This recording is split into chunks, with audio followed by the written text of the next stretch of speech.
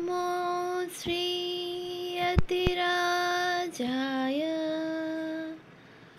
विवेकानन्दसूरये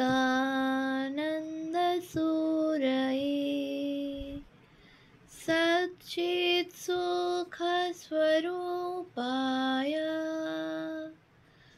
स्वामिने तापहारिणे। উদ্বোধন ১২৫ স্মরণে মননে বিশ্লেষণে গ্রন্থ থেকে পাঠ। পৃষ্ঠা সংখ্যা ১৩২। স্বামী ত্রিগুণাতীতানন্দ বহুজন হিতায় বহুজন সুখায়।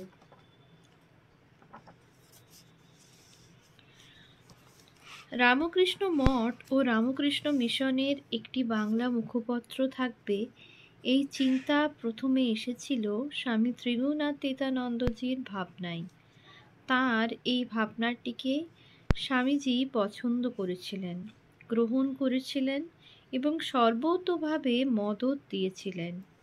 ত্রিগুণাতীতানন্দজি মেধাবী ছাত্র ছিলেন, পড়াশোনা করতে ভালোবাসতেন, ইংরেজি ও বাংলা ভাষায় সুলেখক ছিলেন। তখনকার দিনের বিখ্যাত ইংরেজি দৈনিক ইন্ডিয়ান মিরর এ 1895 সালের 22শে ডিসেম্বর থেকে 29শে ডিসেম্বর 1896 পর্যন্ত 9টি সংখ্যায় তিনি তার তিব্বত ভ্রমণের কাহিনী অতি সুন্দর সাহিত্য রস সমৃদ্ধ ভাষায় লিখেছিলেন। এই ধারাবাহিক ভ্রমণ কাহিনীটির উল্লেখ আমরা আগেই করেছি।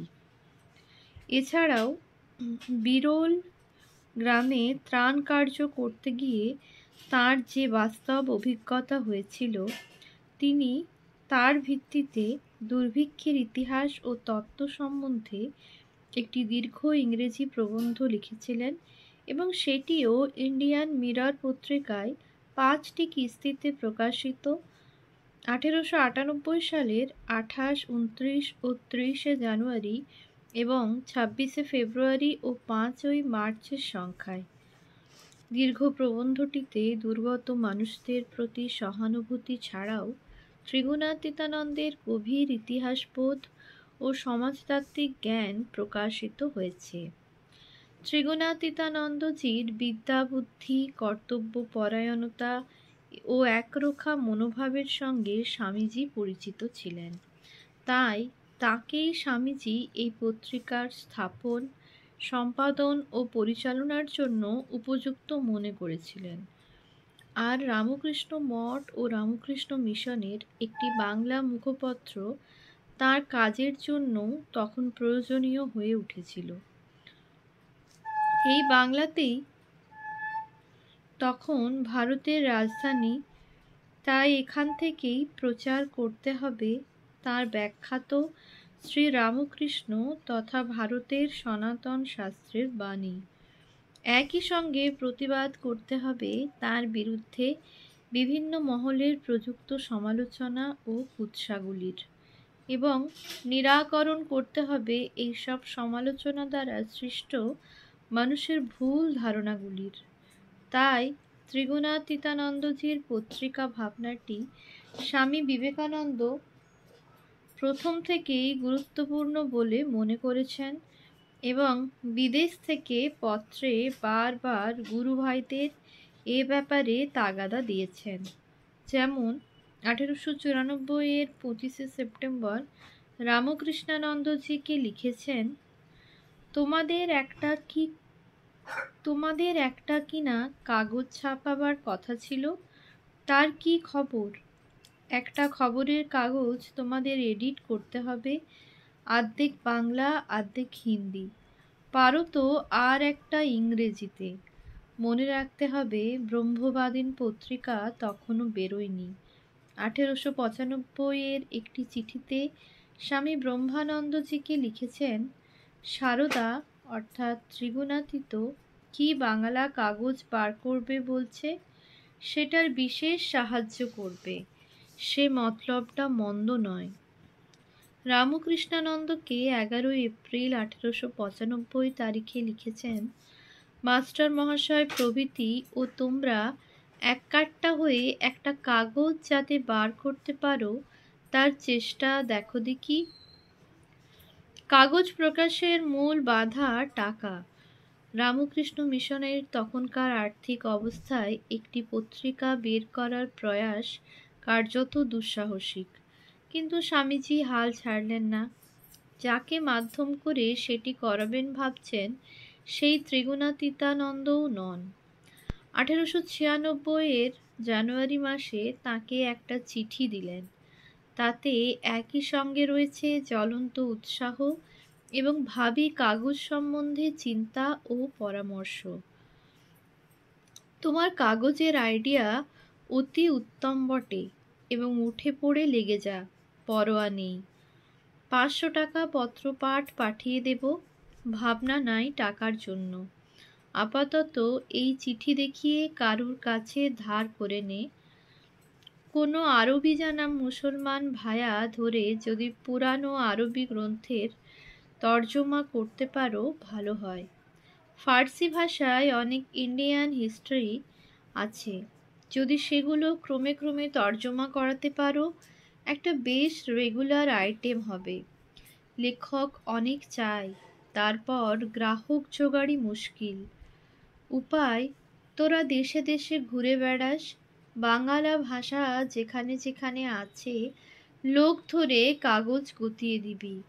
চালাও কাগজ, কুছ পরোয়া নাই। শশী, শরৎ, কালী প্রভৃতি সকলে পড়ে মিলে লিখতে আরম্ভ কর।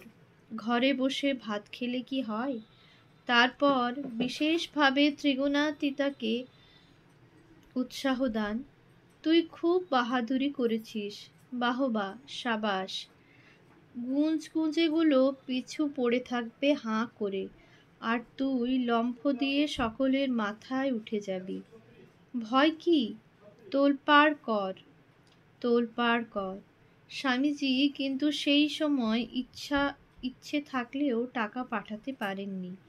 14 এপ্রিল 1896 ডাক্তার নাঞ্জুন্ড রাওকে চিঠিতে লিখেছেন, কলকাতায় বাংলা ভাষায় একখানি পত্রিকা আরম্ভ করতে সাহায্য করব বলে কথা দিয়েছি, কিন্তু ব্যাপার এই, প্রথম 2 বছরই মাত্র বক্তৃতার জন্য টাকা আদায় করেছি।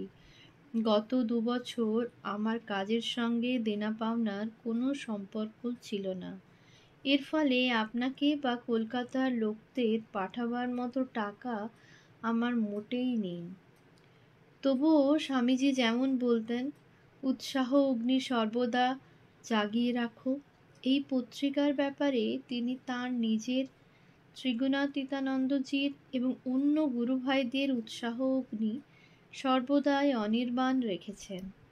27 এপ্রিল 1896 তারিখে রামকৃষ্ণানন্দজিকে জানালেন সারদার কাগজ বের করার প্রস্তাবকে তিনি উত্তম বলে মনে করছেন, কিন্তু সকলে মিলেমিশে যেন সেই কাগজ প্রকাশের দায়িত্ব ভাগ করে নেয়।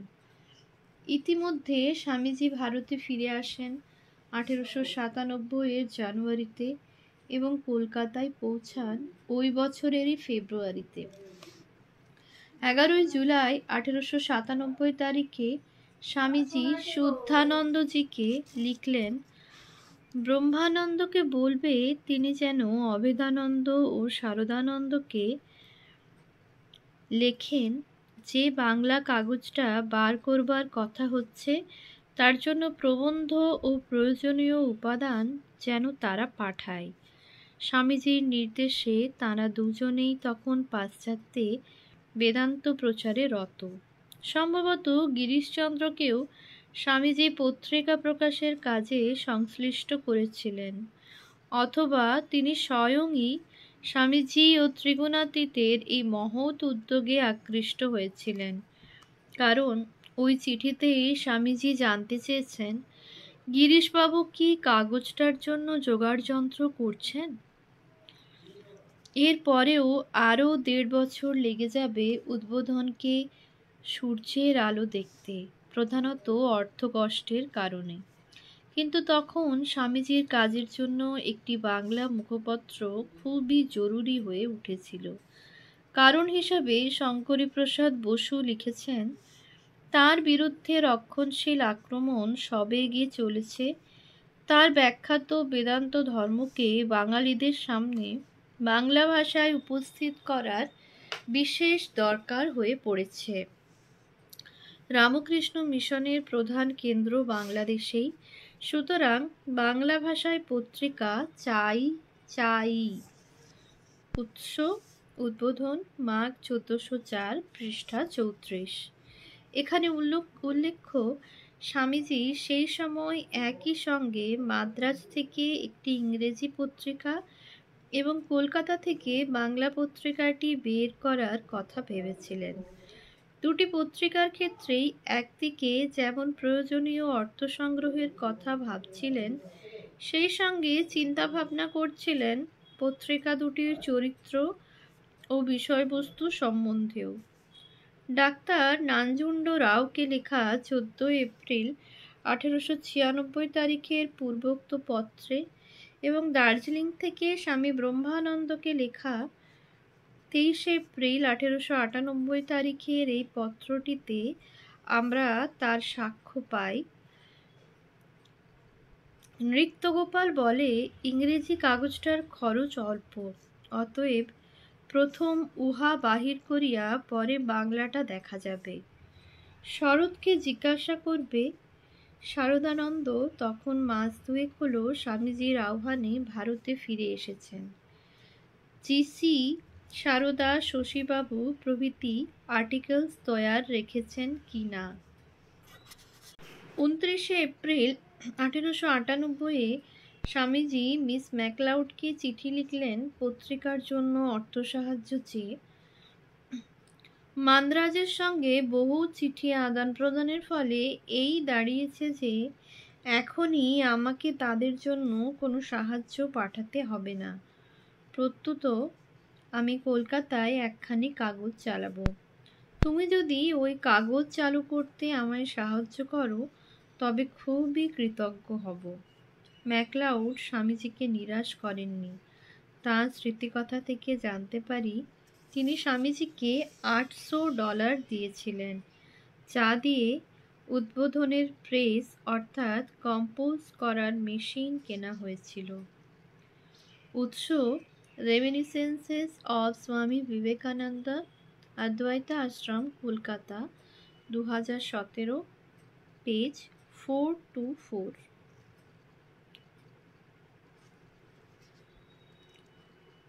কিন্তু পত্রিকা চালু হওয়ার মতো অর্থের জোগান হওয়ার পরেও সম্ভবত আরও কিছু বাধা দেখা গিয়েছিল এবং সেগুলি স্বামী ব্রহ্মানন্দ নিশ্চয়ই স্বামীজিকে চিঠি লিখে জানিয়েছিলেন। তিনি তখন ছিলেন শ্রীনগরে। সেখান থেকে 17 জুলাই 1898 তারিখে স্বামীজি স্বামী ব্রহ্মানন্দকে লিখেছেন, শারদার সম্বন্ধে যাহা লিখিয়াছ তদ্বিষয়ে আমার বক্তব্য এই মাত্র যে বাংলা ভাষায় ম্যাগাজিন পেইং করা মুশকিল, তবে সকলে মিলিয়া দ্বারে দ্বারে ফিরিয়া সাবস্ক্রাইবার যদি জোগাড় করা যায় তো সম্ভব বটে। এ বিষয়ে তোমাদের যে প্রকার মত হয় করিবে। শারদা বেচারা একেবারে ভগ্ন মনোরথ হইয়াছে। যে লোকটা এত কাজের এবং নিঃস্বার্থ, তার জন্য 1000 টাকা যদি জলেও যায় তো ক্ষতি কি? সম্ভবত উপরোক্ত টাকা প্রেস এবং পত্রিকা চালানোর জন্য কিছু আনুষঙ্গিক কাজে খরচ হয়েছিল, কিন্তু পত্রিকা প্রকাশিত হলেও তার গ্রাহক পাওয়া যাবে না এই রকম আশঙ্কায় ঘনীভূত হচ্ছিল। তাই হয়তো অনেকে মনে করেছিলেন 1000 টাকা জলে গেল এবং স্বামী ত্রিগুণাতীতানন্দ সম্ভবত পত্রিকার ভবিষ্যৎ অনুজ্জ্বল মনে করে সাময়িকভাবে হতাশ হয়ে পড়েছিলেন। কিন্তু স্বামীজির আশীর্বাদ ও ইচ্ছাশক্তি বরাবরের মতো তখনও ত্রিগুণাতীতানন্দজির উদ্যোগের সঙ্গে সংশ্লিষ্ট ছিল। তাই উদ্বোধন অবশেষে আত্মপ্রকাশ করলই। রামকৃষ্ণ ভাবপ্রবাহের ইতিহাসের শেষ স্বর্ণাক্ষর তারিখটি হল 1 মাঘ 1305 বঙ্গাব্দ, 14 জানুয়ারি 1899 খ্রিস্টাব্দ। প্রথম সংখ্যার বিষয়সূচিতে ছিল স্বামী বিবেকানন্দ রচিত উদ্বোধনের প্রস্তাবনা, শুদ্ধানন্দজির বাংলা অনুবাদে স্বামীজির রাজযোগ গ্রন্থের প্রথম দিকের কিছু অংশ, স্বামী ব্রহ্মানন্দকৃত পরমহংসদেবের উপদেশের কিছু অংশ, পরবর্তীকালে যা স্বতন্ত্র পুস্তিকা হিসাবে প্রকাশিত রামকৃষ্ণানন্দজি অনুদিত মুকুন্দমালা স্তোত্র মূল সহ, শারদানন্দজির একটি বক্তৃতার সারাংশ এবং বিবিধ প্রসঙ্গের বিভাগ, যে কোনো সময়ের মাপকাঠিতেই কোনো একটি সাময়িক পত্রের জন্য প্রথম সংখ্যার এই বিষয়সূচি সারগর্ভ এবং বৈচিত্র্যপূর্ণ, যে দুটি লক্ষণ এখানে একটি সাময়িক পত্রের জন্য জরুরি। প্রথম বর্ষে লেখকদের মধ্যে স্বামীজি ও স্বামী ব্রহ্মানন্দ ছাড়াও ছিলেন গিরিশচন্দ্র ঘোষ, স্বামী শুদ্ধানন্দ ধারাবাহিক তিব্বত ভ্রমণ, স্বামী রামকৃষ্ণানন্দ, ডাক্তার শশীভূষণ ঘোষ, চারুচন্দ্র বসু, স্বামী বিরজানন্দ, প্রমথনাথ তর্কভূষণ, রজনীকান্ত বিদ্যারত্ন, শ্রী শ্রী রামকৃষ্ণ কথামৃত প্রথম বর্ষের 9 সংখ্যা থেকে মাঝে মাঝে প্রকাশিত হয়েছে। লেখক তালিকা তারকাখচিত বলতেই হবে। এছাড়াও ছিল সম্পাদকীয় ও রামকৃষ্ণ মিশন সংবাদ। প্রকাশের সময় উদ্বোধন ছিল পাক্ষিক, কিছুদিনের মধ্যেই তা মাসিক পত্র হয়ে যায়। স্বামীজি এটিকে ভবিষ্যতে দৈনিক পত্রিকারূপে দেখতে চাইলেও মাসিক পত্রিকারূপে উদ্বোধন শতাধিক বর্ষ নিরবচ্ছিন্নভাবে প্রকাশিত হয়ে চলেছে এবং বর্তমানে 125 বর্ষপূর্তির দোরগড়ায়। ওম শান্তি শান্তি শান্তি। হরি ওম তৎসৎ। শ্রীরামকৃষ্ণার্পণমস্তু।